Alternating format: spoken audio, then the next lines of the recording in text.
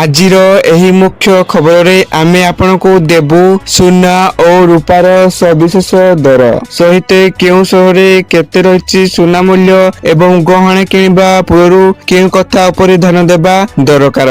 ଯଦି ଆପଣ ଆଜି ସୁନା କିଣିବାକୁ ଯୋଜନା କରୁଛନ୍ତି କିମ୍ବା ନିକଟ ଭବିଷ୍ୟତରେ ବିବାହ, ଅକ୍ଷୟ ତୃତୀୟା, ଧନତେରସ ବା ଘରୋଇ ଆବଶ୍ୟକତା ପାଇଁ ଗହଣା କିଣିବା ଭାବୁଛନ୍ତି, ତେବେ ଏହି ଖବର ଆପଣଙ୍କ ପାଇଁ ଅତ୍ୟନ୍ତ ଜରୁରୀ ରହିବ।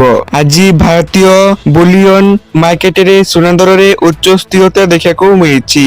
24 କ୍ୟାରେଟ ସୁନା ମୂଲ୍ୟ 10 ଗ୍ରାମ ପିଛା 1,61,194 ଟଙ୍କା ରହିଛି। ସେହିପରି 22 କ୍ୟାରେଟ ସୁନା ମୂଲ୍ୟ 10 ଗ୍ରାମ ପିଛା 1,85,450 ଟଙ୍କା ଛୁଇଁଛି। ବଜାର ବିଶେଷଜ୍ଞଙ୍କ ମତରେ ଅନ୍ତର୍ଜାତୀୟ ବଜାରରେ ସୁନା ମୂଲ୍ୟ ବୃଦ୍ଧି, ଡଲାର ମାର୍କେଟରେ ଉତାର ଚଢା ଏବଂ ଭୌଗୋଳିକ ଅନିଶ୍ଚିତତା ଯୋଗୁଁ ସୁନା ଦର ଏହି ସ୍ତରରେ ରହିଛି ଏବଂ ପ୍ରତି ଗ୍ରାମ ହିସାବରେ ସୁନା ଦର ଗହଣା କିଣିବା ସମୟରେ ପ୍ରତି ଗ୍ରାମ ଦର ଜାଣିବା ସବୁଠାରୁ ଅଧିକ ଜରୁରୀ ରହିବ।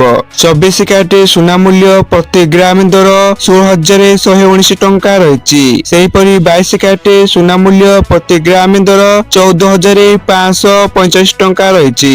ଯଦି ଆପଣ 5 ଗ୍ରାମ ଏବଂ 8 ଗ୍ରାମ ବା 20 ଗ୍ରାମ ଗହଣା କିଣୁଛନ୍ତି, ତେବେ ଏହି ପ୍ରତି ଗ୍ରାମ ଦର ଅନୁସାରେ ହିସାବ କରନ୍ତୁ। ଯଦି ସହର ଭିତ୍ତିକ ସୁନା ଦର ଦେଖିବା, ଆଜି ଭୁବନେଶ୍ୱରରେ ଜାତୀୟ ସ୍ତର ସହିତ ସମାନ ରହିଛି।